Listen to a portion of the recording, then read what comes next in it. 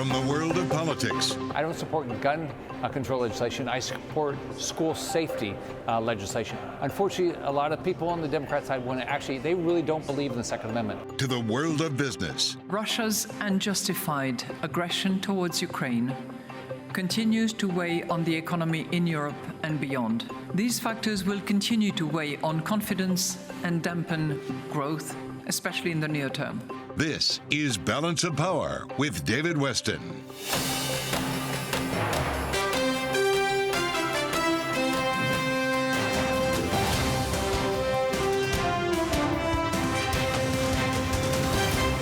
From Bloomberg World Headquarters in New York to our television and radio audiences worldwide, welcome to Balance of Power. Well, tonight is the big show at 8 p.m. Eastern Time as we have three networks taking live the House Select Committee's hearings on what happened on January 6th last year. Here to set the stage for us is Joe Matthew, usually at the White House, but we have him up at the Capitol Hill because that's where the hearings are having.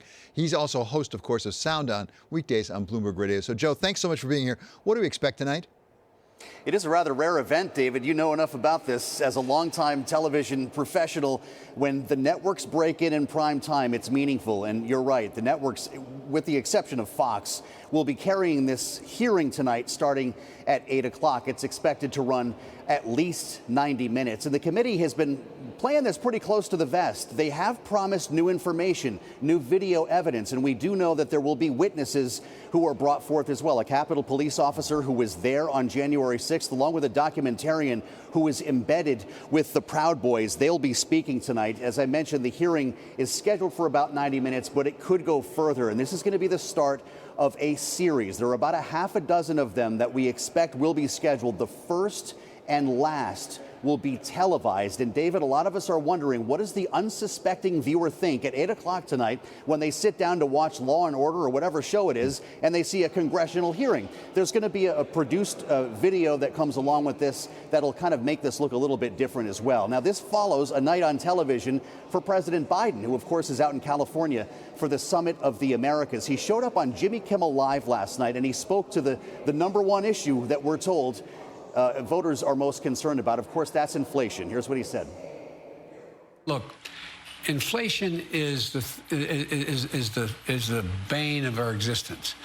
Inflation is mostly in food and in gasoline at the pump. And another attempt to get into people's living rooms to talk about issues much like the committee is going to be doing here tonight, David. It is interesting, the course of conversation. They talked about a number of issues, but this president is acutely aware of what voters are most worried about and what this White House has been most dogged by. And that is the story of inflation. David? And of course, the question is then, what are you going to do about it if it's the bane of our existence? Yeah. Thank you so much to Joe Matthew. And once again, you can listen to Joe on Sound On Bloomberg Radio every day of the week at 5 p.m. Eastern Time. I want to stay on the subject of the economy now. I'm not sure if Madame Lagarde was listening to President Biden on Jimmy Kimmel last night, but she spoke this morning and she made it very explicit that we're going to have more inflation in the European zone and less growth, something we've heard from the OECD and we've heard from the World Bank as well. To get a sense of where we're headed, as far as we know, we turn now to Dr. Paul Romer, professor of economics at the NYU Stern School, and he is, of course, recipient of the Nobel Prize in Economics. So, Professor, thank you so much for being with us. I guess my simple question is, how bad do you think it's going to get in terms of inflation going up and growth going down in the United States and elsewhere? So I don't think this is like the 1970s at all, where people were expecting steadily accelerating inflation. This is a time where we'll have some temporary inflation. Everybody's expecting it to come back down. So inflation is not the kind of problem it was in the 1970s, where we thought things were out of control. What is worrisome is this prospect of a sharp fall in the rate of growth. And this is what we should be focusing on and thinking about, what do we do to sustain growth during a time when inflation is going to be a little bit worse and then come back down? So that's interesting, because as I hear what you're saying, if you're going to be concerned about something, be more concerned about the possibility of recession or slower growth than you are about stagflation. Absolutely. And I heard you say the expectations. How critical is that to the stagflation question? A lot of people are talking about these days. What exactly is stagflation? Well, stagflation was a period of stagnation, meaning no growth or even a recession, a fall in output, combined with some inflation. And in the 70s, people were surprised that you could have both. These days, we're not surprised. You can easily have both no growth or falling output and inflation. But the question is, how do you respond? And one of the key things to remember is what Keynes pointed out about expectations with this story about like the beauty contest. If everybody thinks some person will be selected as the most beautiful, then everybody will say, well, that's the most beautiful. If everybody thinks it's somebody else, it could be somebody else.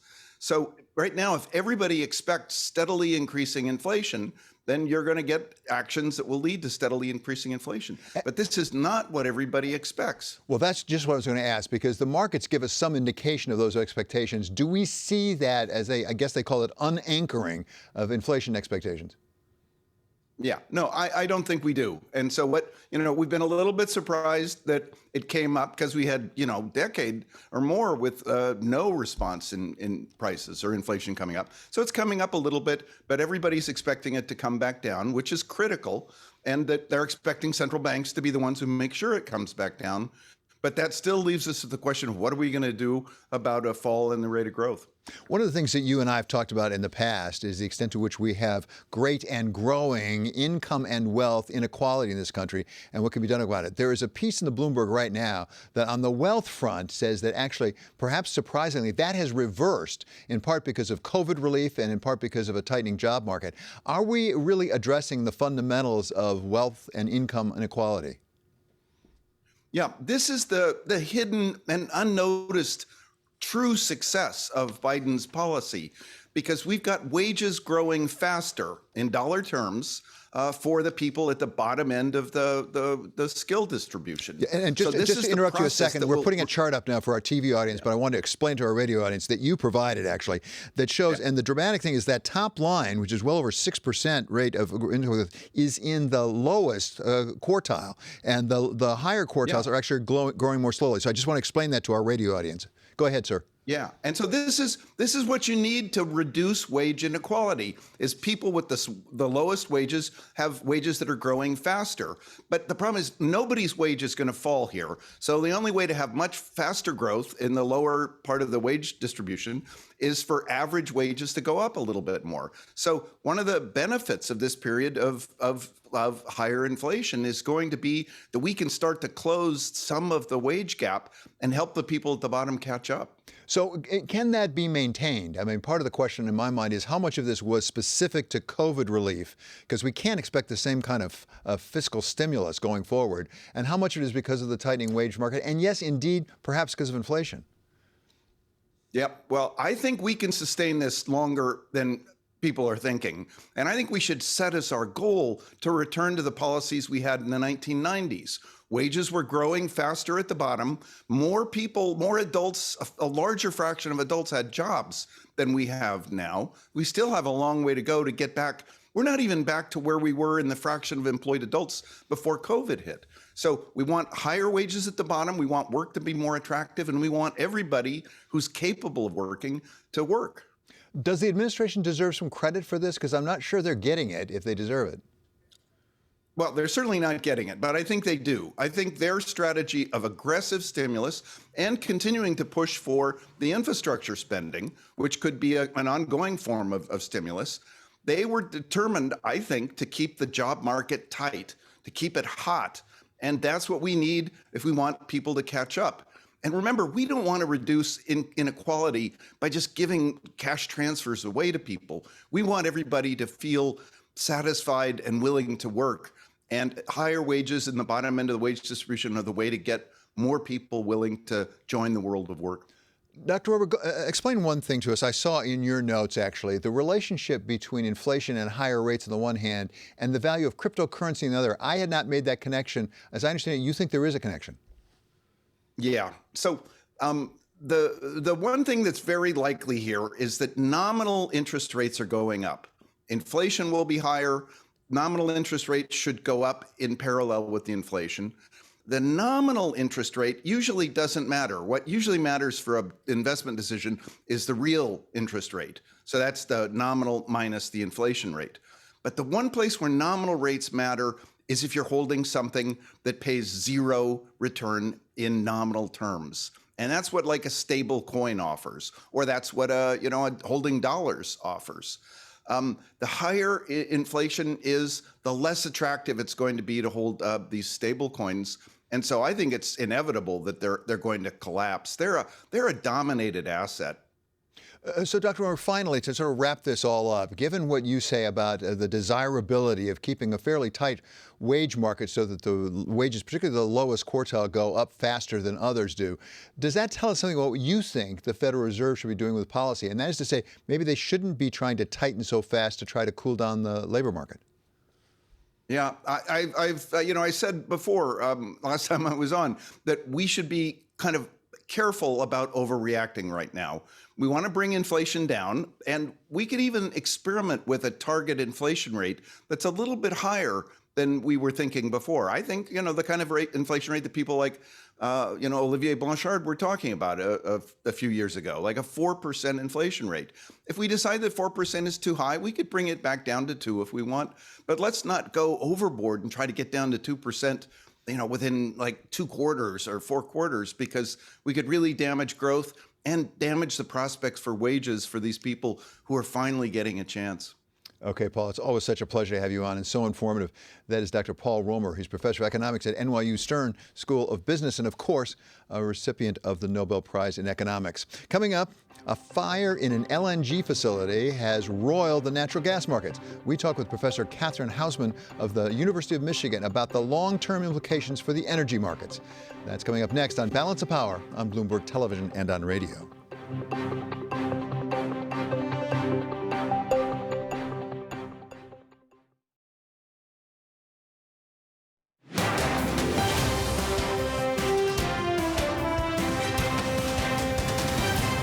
This is Balance of Power on Bloomberg Television and radio. I'm David Westin. We want to keep up to date with news from all around the world. And for that, we turn to Ritika Gupta now with the first word. Thanks, David. President Biden will meet with Brazilian President Jair Bolsonaro on the sidelines of the Summit of the Americas in Los Angeles today. The two leaders, who rarely see eye to eye, are likely to discuss support for Brazil's Amazon rainforest and democracy in Latin America. Whilst running for president, Biden pledged to lead a coalition of major economies marshalling a $20 billion pledge for Brazil to stop deforestation in the world's largest rainforest. Chinese President Xi Jinping is calling on his government to stick to its COVID-0 policy, whilst also striking a balance with the needs of the economy. Speaking in Sichuan province today, Xi urged all regions and departments to be resolute in overcoming economic difficulties as they coordinate China's response to the virus. China has taken a strict approach to eradicating COVID-19, which has curtailed economic activity. And India is throwing a roadblock into a plan proposed by the Group of 7 nations to mitigate what is a looming global food crisis. More than 50 nations back a proposal to avoid a cascade of international food export restrictions that may spark destabilizing hunger-driven conflicts in the world's most volatile regions. But Indian Prime Minister Narendra Modi has banned wheat exports, hurting international efforts to combat those rising food prices. And in sports, the PGA Tour is taking a tough stance against the new Saudi-backed golf league. Phil Mickelson and Dustin Johnson are among 17 golfers who have been suspended from the PGA for teeing it up on the new tour. The league's first tournament began today near London. Mickelson reportedly signed a deal worth $200 million. Global news 24 hours a day on air and on Bloomberg Quick Take, powered by more than 2,700 journalists and analysts in more than 120 countries. I'm Ritika Gupta. This is Bloomberg. David. Thanks so much, Ritika. Well, there was a fire in an LNG facility in the United States overnight, and one might have thought that that would drive up the cost of gas, natural gas in this country. Actually, it drove it down for reasons we'll talk about. But the real question is, what does it say about our overall energy system in this world as it is? Because it's been roiled, certainly, by that war in Ukraine started by Russia. For some answers to the larger issues involving energy, welcome now Professor Catherine Hausman. She's professor of public policy at the University of Michigan's Ford School. So, Professor, thanks for being here. Not so much about the specifics here, but what does it indicate about how vulnerable we are in the natural gas markets right now in the United States and in Europe? I'm more worried about Europe, so I'm glad you mentioned Europe versus the U.S. Within the U.S., we have a lot of our own natural gas supplies, and prices have risen, but not all that much. And as you said, they fell today. I'm more worried about Europe because, they're in a really tough spot right now in terms of their natural gas supply. They've been reliant on Russia for so long, and that is not serving them well right now. And the export of U.S. natural gas to Europe was supposed to be a part of solving that problem. And as today's events show, we don't have so much control over how much natural gas we can export to Europe. So I'm not super worried about the U.S. natural gas market, but I'm definitely worried about what Europe is going to do to buffer itself against these price shocks coming out of the Russian invasion of Ukraine. Professor, as you say, the theory at least was that export of LNG to Europe would help ameliorate some of the effects of a possible shutoff of natural gas from Russia. How realistic was that ever?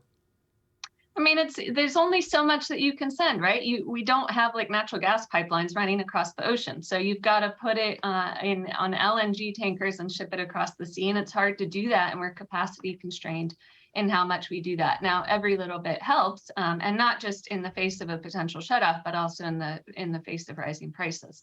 But the ability of the U.S. to really solve this problem was always pretty limited by our capacity.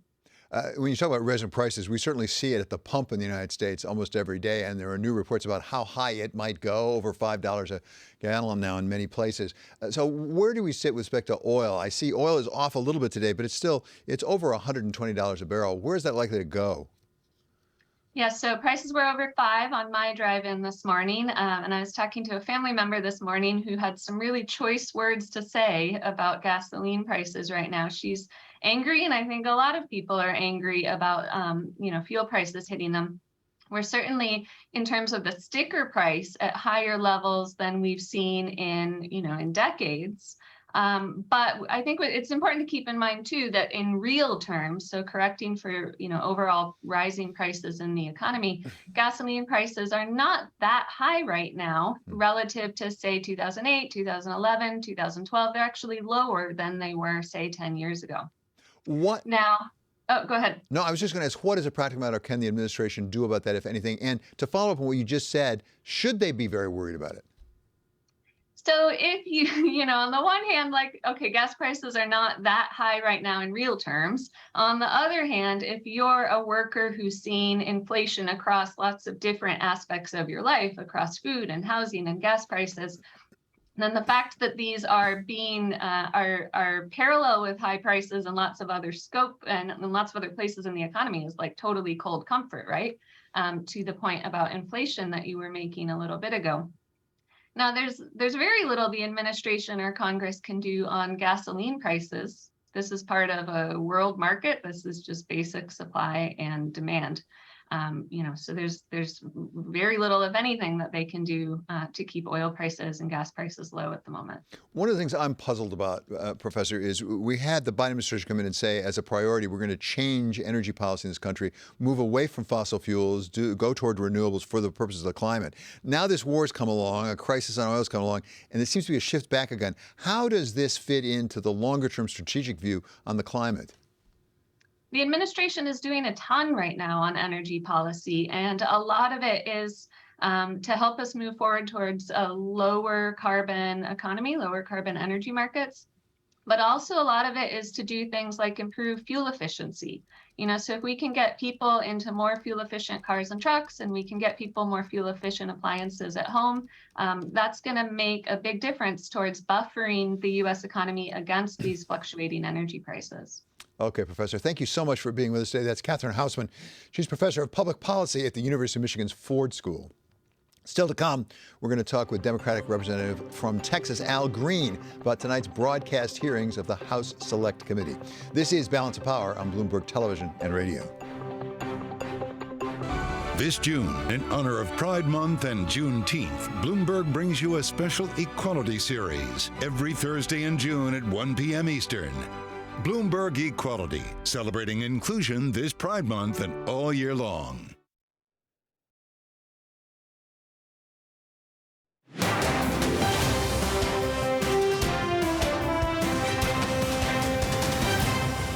This is Balance of Power on Bloomberg Television and Radio. I'm David Westin. We started out the morning thinking maybe equities be up on a JP Morgan call, that maybe there's good news ahead, but they've turned off now a bit. And to explain to us what's going on, we turned out to Abigail Doolittle. So, Abigail, what's happened? Lots of whipsaws, and it has everything to do with the ECB. Earlier, yields had been down, bonds rallying a little bit. And then after that ECB decision, in sympathy with European yields across the board shooting higher, U.S. yields started to shoot higher. That sent stocks down, and we've kind of been there since. What's so interesting, though, about U.S. yields, in the confusion of what's going on here, they actually came back in, now up slightly. But I think that the big story, the big takeaway from the ECB, as you know, is inflation higher, growth lower, not a great equation. Well, exactly, not a good equation. And that comes on the heels of the World Bank and the OECD saying similar things for the globe overall. And then tomorrow, Friday, we have CPI numbers. Yeah, it's a big deal. Yeah, so there's lots of confirmation that the world economy appears to be slowing. The question is how bad, how long? And then relative to tomorrow, the CPI print, that's a big deal.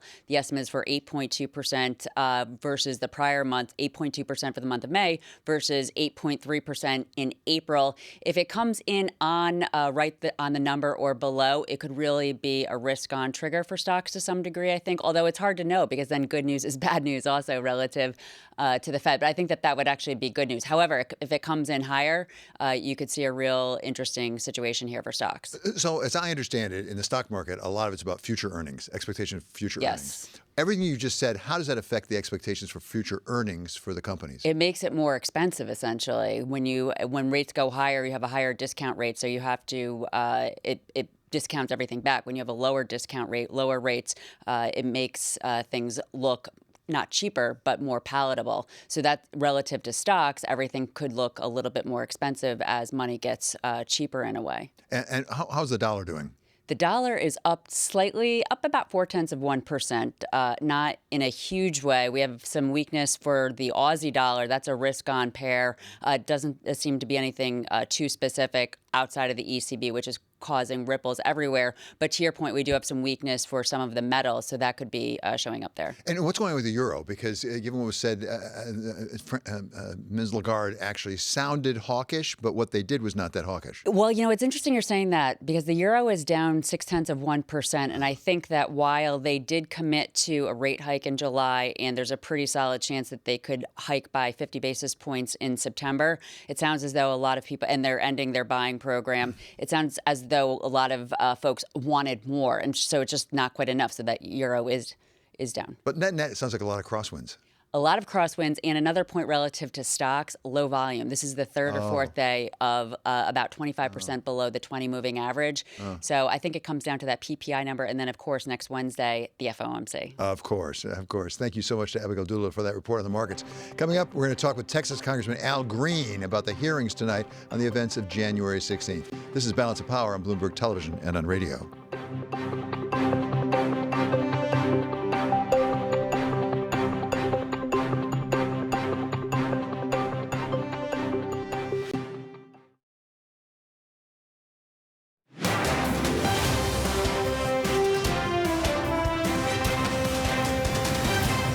This is Balance of Power on Bloomberg Television and Radio. I'm David Westin. We want to keep up to date with news from all around the world. But then we turn to Ritika Gupta here with the first word. Thanks, David. Ukraine may soon be one step closer to European Union membership. Bloomberg has learned the EU's executive arm is expected to recommend next week that Ukraine be granted candidate status. That will be a key step on the long path to EU membership. The recommendation, which needs to be approved by EU commissioners, would come within conditions linked to the rule of law and anti-corruption legislation. House Democrats are taking their investigation into the January 6th riot at the Capitol to prime time. Tonight's opening televised hearing will include testimony from a police officer injured that day and a documentary filmmaker who captured the events. Republican lawmakers have planned counter-programming. The SEC is investigating whether the marketing of the Terra USD stablecoin before it crashed last month violated federal investor protection regulations. That is according to a person familiar with the matter. SEC enforcement attorneys are looking into whether Terraform Labs, the firm behind the coin, also known as UST, broke rules for securities and investment products. Global news 24 hours a day on air and on Bloomberg Quick Take, powered by more than 2,700 journalists and analysts in more than 120 countries. I'm Ritika Gupta. This is Bloomberg. David. Thank you so much, Ritika. I want to follow on that story that Ritika just reported on, that hearing tonight of the House Select Committee into the events of January 6th of last year. And we turn to a member of the House of Representatives now. He's Representative Al Green, Democrat of Texas. He sits on the Homeland Security and Financial Services Committees. So welcome back, Congressman. It's good to have you here. Give us your sense about what you think we, the American people, should expect tonight at 8 p.m. Eastern Time. Well, thank you for having me. My anticipation is that we will see officers give testimony. I think it's exceedingly important to hear from someone who was actually there on the ground, had a firsthand experience with what was taking place. And these officers have gone so far in some of their statements as to appeal to us to understand that if this is done with impunity, that we may be making a mistake because we can expect that it would happen again. So I'm looking forward to hearing the testimony of the officer. So one of my questions, I guess, anticipating watching it tonight, which I certainly plan to do, how much will we learn we don't already know? Because, I mean, go back to Watergate. People like to compare this to Watergate. I'm old enough to remember Watergate. We weren't there when the break-in happened. This time, we saw a lot of it live on TV. How much more do we not know about what happened? Well, Watergate is a good comparison. I was looking at Watergate when I believe it was Mr. Butterfield who broke with a great news story because everybody assumed that they knew everything until he started to talk. That's the interesting thing about not knowing. You can anticipate, but only the members of the committee who've been working with this very closely are aware. My speculation is that we'll get more evidence about exactly what was happening perhaps in the White House at some point, maybe not tonight, but we get a timeline on what was happening in the White House. What was the chief executive officer doing, and how was he behaving as all of this was taking place? I think that's going to be of great interest to the American people, because in the final analysis, people want to know just how up does this conspiracy, as it were, according to some, just how up does it go? So I want to pursue that exactly, because we all remember the infamous question of what did the president know and when did he know it, back in Watergate times. But there are a couple of differences from then. One is we've got a lot more than 3 networks. We've got streaming networks, everything else going on now. It's very different from back in the days of the early 70s. I wonder if another difference is how many people are open to being persuaded, because it seems like a lot of the American people have decided one way or the other on this issue. Is there enough of an audience out there to appeal to persuade, to change their mind? I don't know is the honest answer, but here's what I do know. I know that it's not about persuading the American people to the extent that we do the right thing. We should do the right thing, which means we should seek truth and accord justice. We should do that regardless as to what the opinion of the American people is, because if we got away from performing our functions and our duties based upon truth and justice, then we become nothing more than some sort of group that monitors public opinion and tries to follow public opinion. Sometimes you have to shape public opinion by doing the right thing. And I do believe that this is an opportunity to demonstrate that notwithstanding any opinions, we're going to do what truth and justice demands. Congressman, obviously, we haven't had the hearings yet, so we don't know what comes out of the hearings. But we can talk about the range of possible consequences of the hearings. Nothing at all might happen. But do you anticipate legislation perhaps coming out of this that might protect us against the next time, or for that matter, even criminal prosecutions? Well, the criminal prosecutions will have to be passed on to the Justice Department. We can make recommendations. And in terms of legislation, it wouldn't surprise me if there's some legislation, especially as it relates to assisting the law enforcement officers to make sure that it is very clear to them as to what their parameters are and how they are allowed to use force. It was very painful to see them pleading and some of them literally screaming, appealing for help. We shouldn't allow that to happen to people of goodwill who come to work to protect us. We've got to have laws in place that will protect them and let them know that they have the right to protect themselves. This is a very important hearing, but there are other things going on in the Congress right now, among them consideration of possible gun legislation. I know the House now has passed a bill. I don't think there's much expectation the Senate will pass that bill in its current form. What do you think is the best that will come out of this? The best, while not what I would prefer, but to give you an answer to your question, will probably be something related to the mental health of persons, perhaps additional funds to have us have programs that can help with mental health issues. And I don't think that all of these murders and massacres are associated with mental health. We have some just violent people that have to be prosecuted. But also, I think that there may be something that we can do by way of funding for the states to encourage states to move the age up to 21 for a person to buy what I consider an assault weapon, something that has a high capacity magazine, that has the ability to eviscerate a body in seconds. Perhaps there'll be some means by which we can encourage states to do what I candidly think we should do. But right now we're in a position where any progress is better than no progress at all, although I will say we still have to make more progress. There's so much to be done. We really need to make sure that people who acquire the level of lethality that's available now, that they get training before they get this level of lethality, and that they get anger management training. Right. We don't want to just give this kind of power to people who haven't had some degree of training and understanding about how to manage it. Well, I want to pick up on exactly what you just said, Congressman. As I understood it, what you said is any progress is better than no progress at all. We believe that the Senate is not going to be willing to go perhaps nearly as far as the House. Does that mean as a practical matter that you're willing to take whatever the Senate gives you as long as it gives you something on guns? I'm willing to take it because it's all that's available to me. But it doesn't mean that I'm willing to say that we have finished our work. Sometimes the journey of 1,000,000 miles will start with a single step. On other occasions, it starts with an inch, just a movement in the right direction. So I've got to start someplace. And I can see this as the genesis of what we will do, but the revelations will have to, of course, come at a later time. And I do plan to be here for revelations when we can pass some of the more meaningful legislation to literally ban assault weapons. I'm a person who believes in the right to bear arms, but I think that right to bear arms is something that can be constitutionally limited. I don't want people to have grenades. I don't want them to have switchblade drones.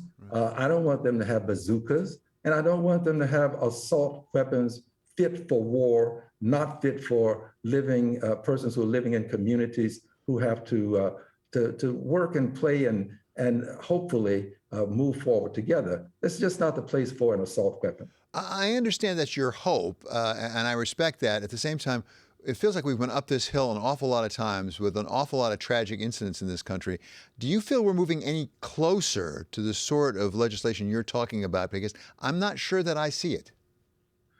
Well, elections have consequences, and it may take us a while to get there.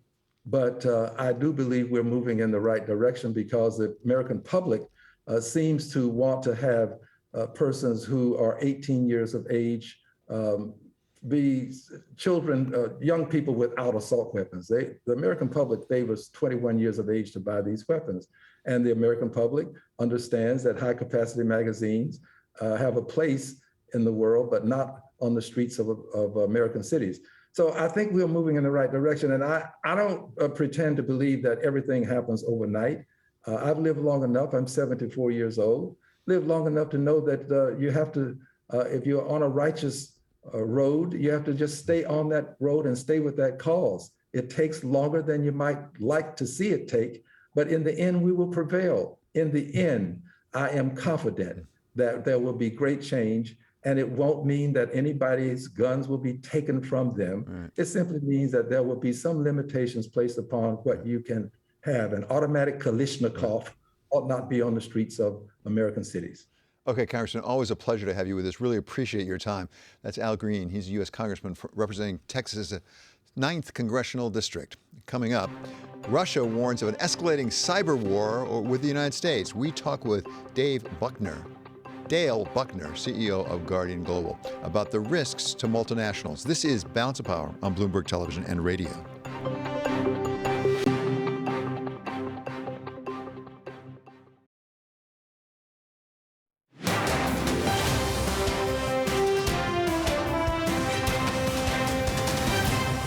This is Balance of Power on Bloomberg Television and Radio. I'm David Westin. Companies around the world face all sorts of geopolitical threats, only the latest of which has to do with Ukraine. We turn now to somebody who deals with those on a daily basis. He's Dale Buckner, CEO of Global Guardian, which provides security advice and assistance to companies doing business around the world. Dale, great to have you back with us. Before we go to your global threat assessment, which I know you've just brought out, first update us on Ukraine, because you and I have talked in the past about your advice and your help to companies doing business in Ukraine. Where are we?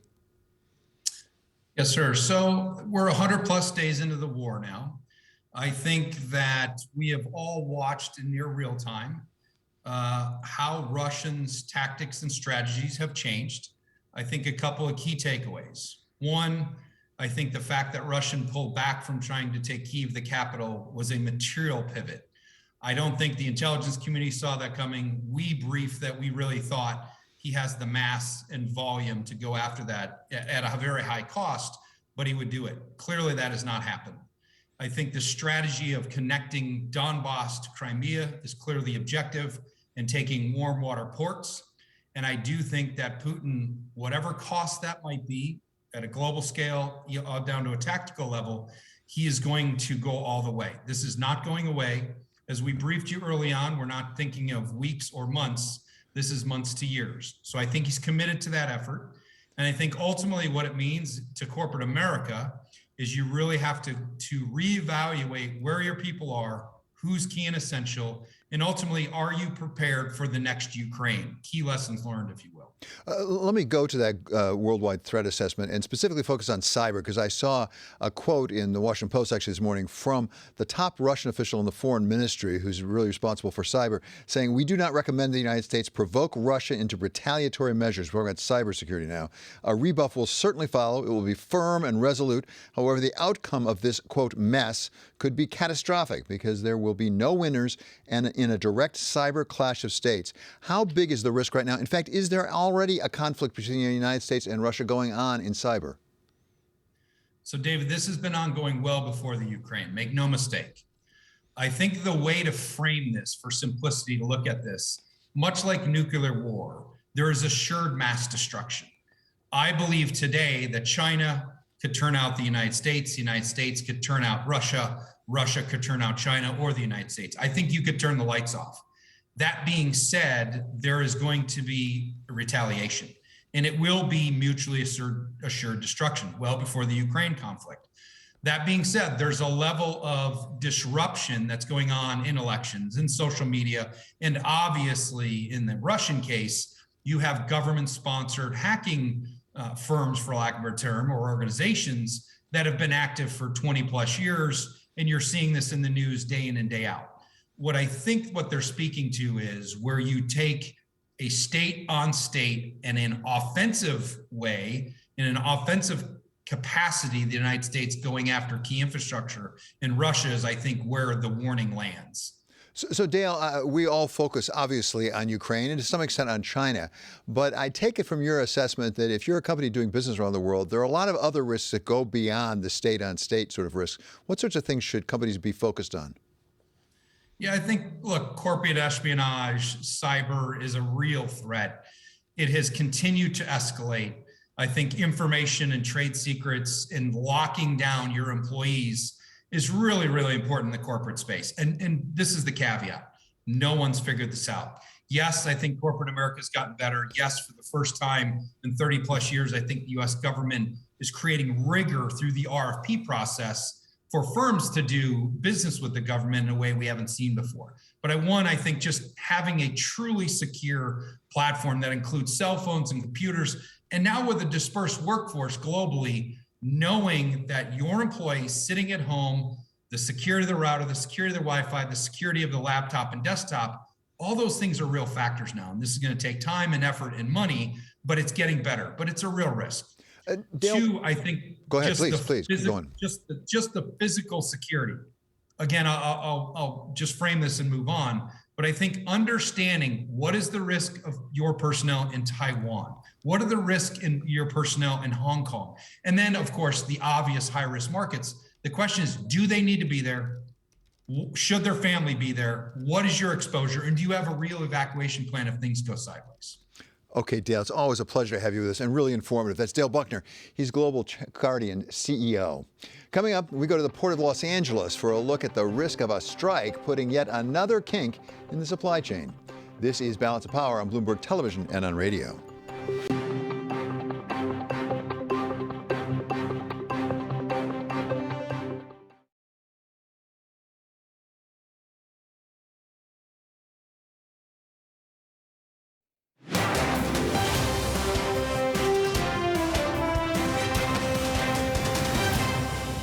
This is Balance of Power on Bloomberg Television and Radio. I'm David Westin. Coming out of the pandemic, we've heard about supply chain almost every day now, with various difficulties popping up. And now there's the additional potential problem of a strike out in Los Angeles in the port there. To bring us up to date on where we are with the ports on the West Coast, we turn now to Sarah Mcgregor. She's Bloomberg's LA Bureau Chief. Sarah, thanks so much for being here. Bring us up to speed. Where are we on the port in Los Angeles? So on the ground, the port is actually in a much better state than it was earlier this year. We had over 109 ships waiting in January just to get unloaded at the ports of Los Angeles and Long Beach. We're now down to about 20 a day, and things are running a little bit more smoothly. The supply chains, of course, from the truckers to the warehouse are under a little less pressure. But there's a new headwind coming up. We're in talks now between the labor group, the dock workers that run the ports. It's actually all the ports on the West Coast, Los Angeles and LA being the biggest. And then we have the port and the terminal operators on the other side, and so it comes at this very crucial moment because everyone's remembering the supply chain snarls and how much that affected all of our lives. We have inflation, sky high inflation right now, partly to do with that in the US. And so all eyes are on these talks. The contract expires July 1st, so we're running up against the deadline. And I understand President Biden is out in your neighborhood. Yes, Biden is here. He's actually here for the Summit of the Americas, but he's taking the opportunity when he's in Los Angeles tomorrow to visit the port, and so he'll meet with the port leaders there. And I think they'll have quite a bit to talk about. The White House actually got really involved in the supply chain crisis, and there's weekly, if not more frequent, calls between the port and people in the White House right now trying to make sure that, of course, things are running smoothly. And so Biden, also coinciding with the visit tomorrow, will be CPI numbers that are out. Of course, those inflation figures that are not expected to be great news. So it's all, it's all going to be up for talk when he's there tomorrow. At the same time, just to oversimplify, how much is wages an issue in these negotiations? I mean, everybody's looking for wage increases. Given the inflation right now, this could actually feed the fire. Absolutely. I mean, the port workers, I was at a conference in Long Beach, a supply chain conference a couple weeks ago, and one of the port workers came up to me and said, I really want to thank the media. I want to thank the discussion around the supply chain issue, because for the first time, it wasn't the dock workers who were being blamed for some of these issues. It was a recognition that the entire supply chain has some snarls in it. I feel like, the people on the docks feel like they worked very hard during the pandemic. So wages, of course, are always an issue there. The other issue, which always is huge, is automation. We published a Business Week story on it today, talking about how there's always this sort of to and fro, whether man versus machine is better for the ports. So that'll be a #1 issue as well in these talks. And Sarah, over and above the problems with possible labor disputes out there, we also have larger, as you say, supply chain issues, including with some of the problems from China. We talked recently with the head of the Long Beach port out on the West Coast, and this is what he had to say about the China contribution here.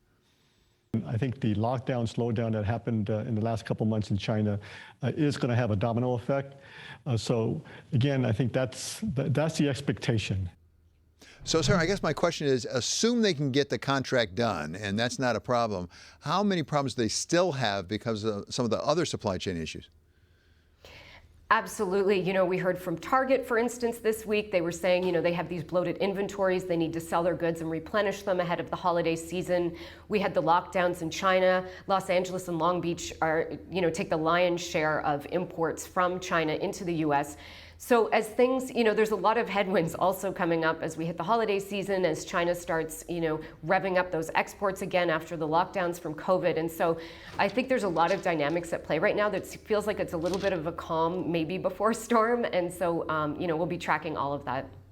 Okay, Sarah, thank you so very much. Great to have you with us. That's Sarah Mcgregor. She's our Los Angeles Bureau Chief. Check out the Balance of Power newsletter on the terminal and online. Coming up, Balance of Power is going to continue on Bloomberg Radio. In our second hour, we're going to go through the Supreme Court agenda with a law professor from Case Western Reserve. And this is Balance of Power on Bloomberg Television and Radio.